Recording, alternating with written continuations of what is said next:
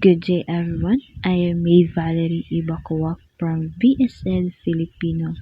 Today, we're going to talk about or I will show you information about the ADDIE model or the also known as ADDIE model. So let's talk about what is ADDIE model or the ADDIE model. ADDIE model is a structural design framework was developed in the 1970s by the Center for Educational Technology at Florida State University for the U.S. military for their training. The ADDIE model or the ADDIE model is a systematic instructional design framework used to guide the process of creating education and training programs. It also serves as a comprehensive roadmap for instructional designers and training developers.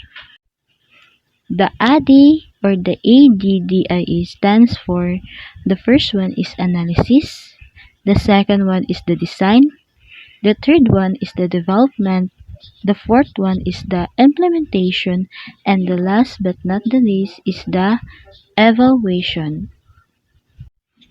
Analyze. The analysis phase lays the foundation for successful training by identifying the learner's needs and objectives as well as the training's context.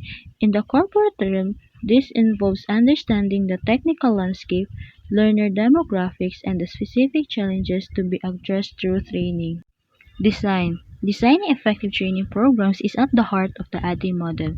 This phase focuses on creating a blueprint for the training, outlining the learning objectives, content structure, and the structural strategies best suited for the target audience. The design phase ensures that the training will be engaging, relevant, and impactful. Develop. Development is where the learning experiences design comes to life. This phase involves the creation of the training materials, including multimedia content, assessments, and learning activities.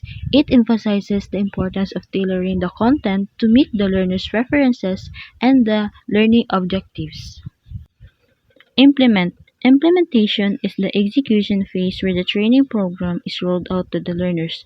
This stage tests the practicality and effectiveness of the training design and development, highlighting the importance of a smooth delivery mechanism and the readiness of both instructors and the learners.